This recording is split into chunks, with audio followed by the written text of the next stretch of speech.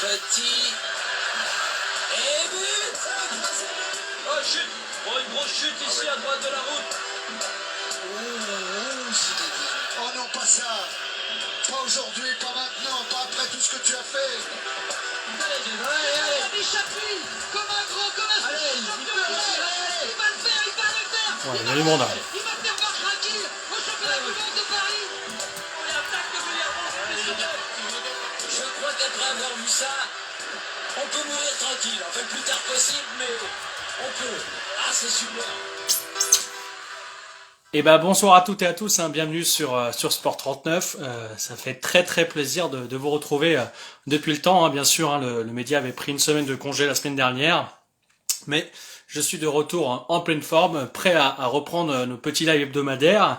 Et d'ailleurs, dès ce soir, on reprend avec un programme très très chargé, avec 3 disciplines couvertes. On va commencer par le biathlon. Ensuite, on va aller sur la balle orange, le basketball, et on va finir sur du tennis de table, parce qu'il y a beaucoup de choses à dire en ce moment sur le tennis de table. Ça fait parler, donc on va voir tout ça. Première partie de l'émission, donc on va durer 5-6 minutes. On va voir si les personnes se connectent.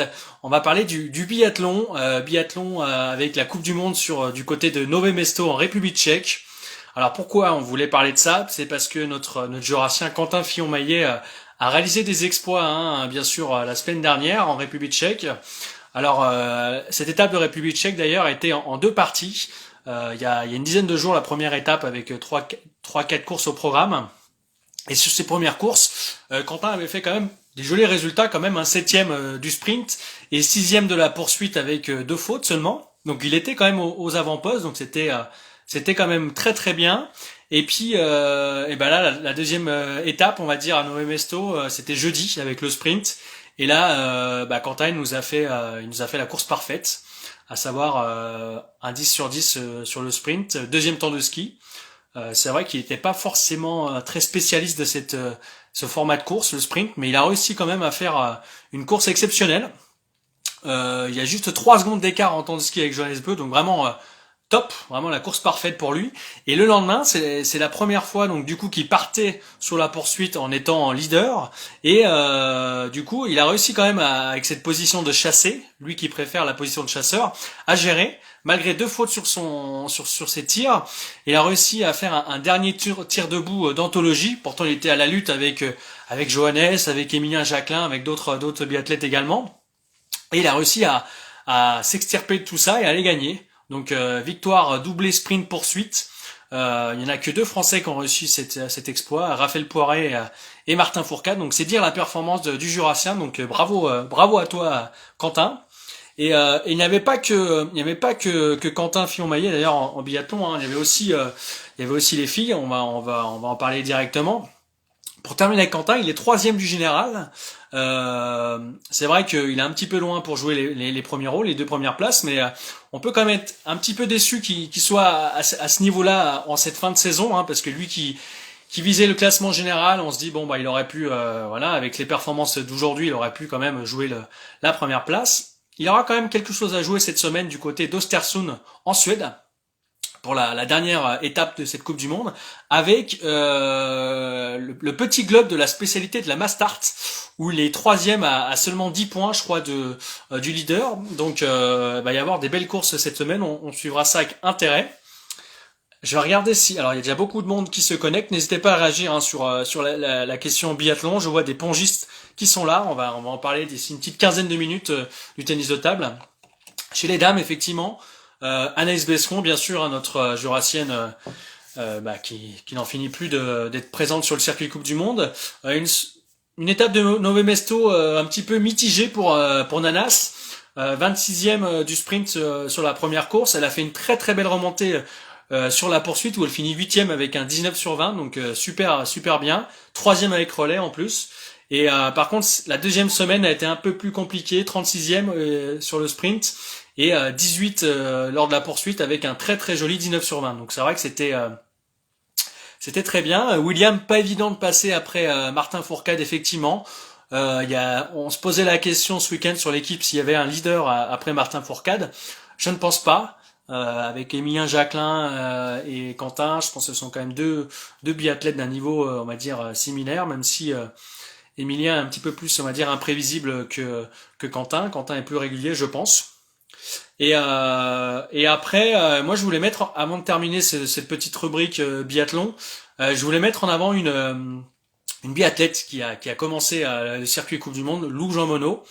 On en a parlé dans le Progrès, on a fait un article sur ses débuts en Coupe du Monde pour la jeune biathlète du Massif jurassien, à bientôt 22 ans. Lou Jean Monod, elle a commencé sa carrière en Coupe du Monde avec vraiment des très très bonnes performances.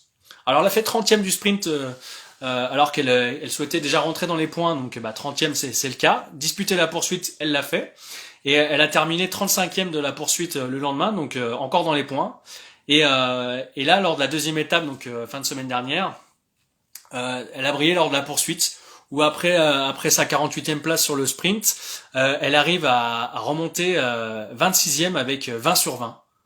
Donc franchement, moi quand je vois ça, elle débute sur le circuit Coupe du Monde, elle arrive à mettre son tir en place, ce qui est pas chose aisée, on va dire, dans le biathlon, avec la pression inhérente autour.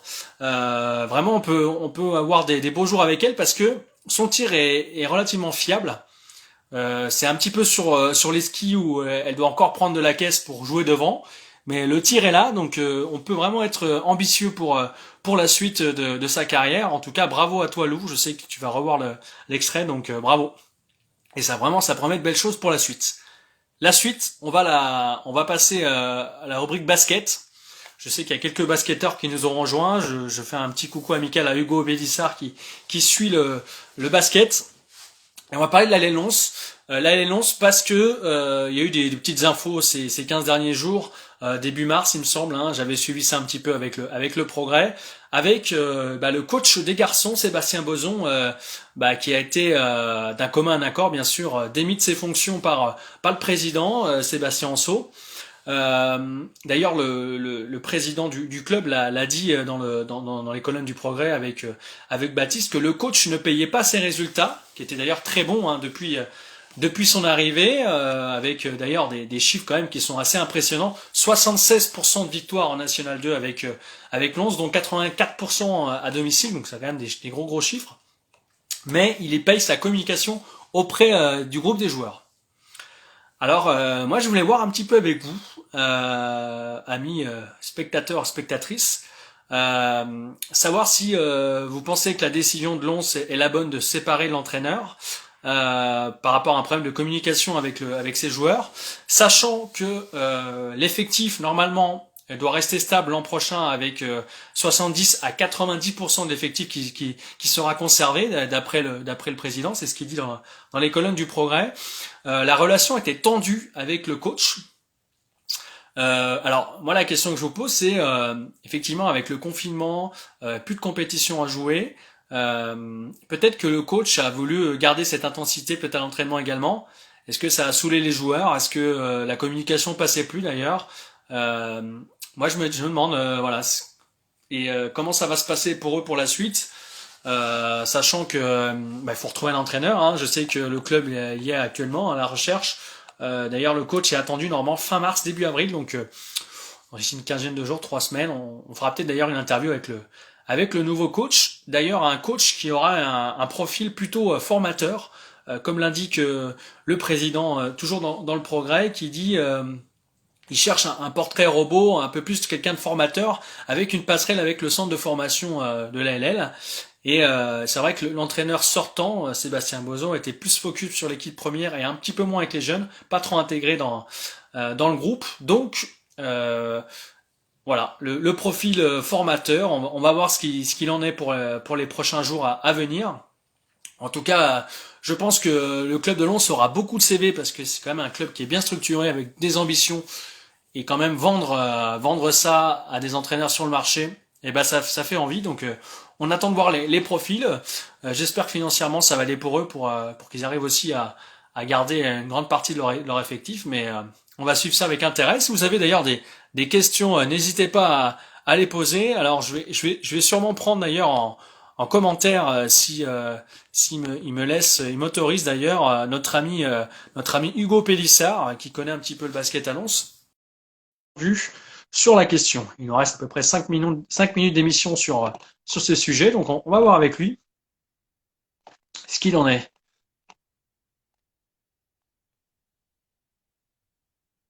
Alors, en plus, je le prends en dépourvu. Bonsoir Hugo. Bonsoir. Merci de participer à ce petit live imprévu, mais c'était le but aussi d'avoir des gens qui connaissent un petit peu des joueurs ou des suiveurs du club de Lons pour commenter un petit peu ce départ de l'entraîneur un petit peu et aussi la suite du club. Toi qui les suis un petit peu aussi, t'es pas surpris du départ de l'entraîneur? Bah, surpris, je sais pas si on pourrait dire surpris par rapport aux résultats, oui, c'est sûr.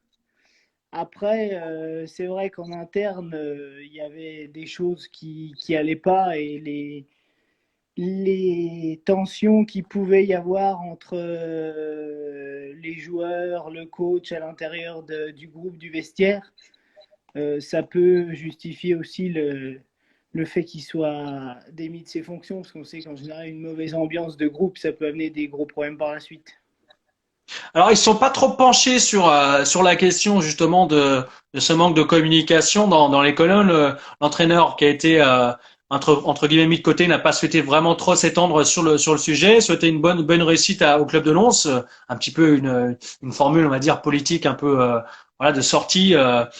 Toi qui suis un petit peu, c'est quoi? C'est le fait qu'il y ait une pression sur les joueurs malgré l'arrêt du championnat, que ça peut aussi casser, parce que ça faisait à peu près 2 ans, 1 an et demi qu'il était là, l'entraîneur.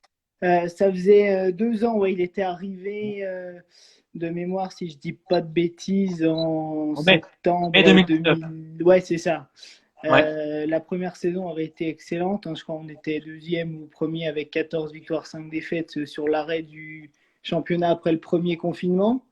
Mais non, il y a plus de. Alors, j'ai pas des infos hyper précises, mais c'était plus la communication sur certaines promesses qui auraient été faites à certains joueurs de l'effectif et qui n'auraient pas été tenues, par exemple.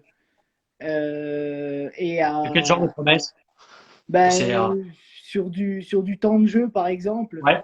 on sait que Arthur Leboeuf et Arthur Vimet ont eu, en tout cas cette saison, dans ce début de saison, là, sur les 6 matchs qui ont été joués, ont eu assez peu de temps de jeu quand même, alors que certaines, dans le niveau des performances, ils étaient quand même plutôt bons et là. Ouais. Et c'est vrai que des petites choses comme ça qui ont fait que ça pouvait coincer quoi, dans le groupe. Après, ça fait partie de la compétition, la rotation, parce qu'ils ont quand même pas mal recruté aussi l'été dernier. Le fait d'avoir un gros banc, enfin d'avoir beaucoup de joueurs de haut niveau, forcément, Arthur et les deux Arthur que j'apprécie et que je trouve excellents les deux, à un moment donné, bah, ils se retrouvent confrontés à des joueurs d'un calibre supérieur et forcément, bah, ils ont un petit peu moins de temps de jeu. C'est logique aussi. Oui, ça c'est logique, hein, de toute façon. Après, avec les ambitions du club de vouloir monter en N1, forcément, il faut avoir, j'allais dire, presque 10 joueurs du même niveau, quoi, 10 joueurs capables d'être au niveau de la tête du championnat de N2. Donc, forcément, c'est sûr. Après, s'il y a des promesses qui ont été faites et qui n'ont pas été tenues, ça peut comprendre que l'ambiance, forcément, dans le Bien vestiaire, sûr. elle soit un peu mauvaise, quoi. Alors Emmanuel qui dit par rapport au nouveau coach, au profil du nouveau coach, il va falloir trouver un coach avec une grande expérience en National 1, vu qu'ils annoncent clairement l'objectif de monter. Je trouve que ça se trouve pas comme ça. C'est pas si simple de retrouver un coach d'expérience sur le marché, hein. Non, non, non, c'est sûr. Après, il y a déjà comment dire, des coachs qui sont dans le viseur du club, avec plus ou moins de comment dire, de passif, d'expérience au plus haut niveau. Et c'est sûr que, comme tu l'as dit tout à l'heure, l'état du club, l'attractivité du projet font que au niveau des CV qu'on pourrait recevoir ou des demandes qu'on pourrait faire envers des coachs, c'est assez attractif et ça devrait normalement nous permettre de trouver quelqu'un qui correspond à toutes les attentes cherchées par le président. Malgré le contexte sanitaire actuel, hein, William évoque effectivement, il est étonné de voir que l'on se sépare d'un entraîneur comme ça, surtout sur cette période, sans compétition, sans perspective pour justement les nombreux sports et compétiteurs dont font partie aussi les handballeurs. Mais je me dis quand même, ils ont quand même une ossature assez lourde. Ils ont quand même une aura aussi avec quand même pas mal de partenaires privés. Ils peuvent. Là, on parle aussi peut-être de rupture conventionnelle. Ça va coûter aussi un petit peu d'argent aussi au club de faire ça. Malgré tout, ils ont quand même les reins solides pour pouvoir se passer de ce genre d'entraîneur et d'en chercher un autre, quoi. J'ai l'impression. Ouais, au niveau financier, depuis que Sébastien Anceau il est arrivé à la présidence du club, c'était en même temps que Sébastien Boson, il me semble, hein, il y a 2 ans. Il a quand même réussi à amener beaucoup plus de partenaires privés, notamment. Et donc, Ouais. ce qui fait que les finances du club, elles ont forcément augmenté.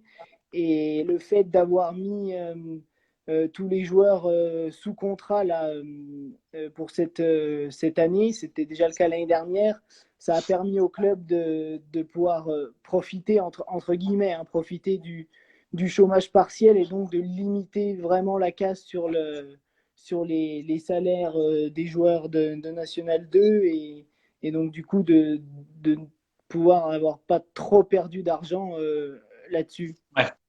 Il y a nos amis de Montmoreau qui sont là, même d'anciens joueurs d'ailleurs de Lons, qui nous regardent. On les salue, mais on va parler aussi un petit peu il nous reste à peu près 2-3 minutes sur le sujet aussi des filles, parce que on n'en parle pas beaucoup. On a déjà parlé dans le média, mais je voulais parler du club de Lons, mais si on parle de Lons, on parle également des filles en National 2. Là, par contre, on a l'impression que c'est un petit peu silence radio. On sait pas trop ce qui se passe. C'est un peu plus flou, j'ai l'impression, chez les filles. Ouais, sur les filles, je sais pas trop. Je sais que ça, pareil, comment dire, les recherches, enfin comment dire, Le recrutement? ouais, pour la saison prochaine, ça avance au rythme où ça doit avancer et voilà. Enfin, je sais pas trop quoi dire de plus chez les On filles. aura des infos dans dans 2-3 semaines, un mois sur les recrues ou pas? Je sais pas, je sais que Ouais. j'avais lu dans les colonnes du journal que le président Anso voulait, en tout cas pour les garçons, régler assez rapidement l'arrivée du nouvel entraîneur, ce qui peut se comprendre. Et pour les filles, je sais pas trop comment ça va se passer, mais j'imagine que l'objectif c'est de régler assez rapidement tout ce qui concerne l'entraîneur, etc., pour préparer au mieux la saison prochaine. Mais ça, je pense qu'on peut avoir confiance aux dirigeants qui, depuis qu'ils sont arrivés, font quand même un super boulot. Donc, Oui, bien sûr. Oui, oui, c'est vrai que voilà.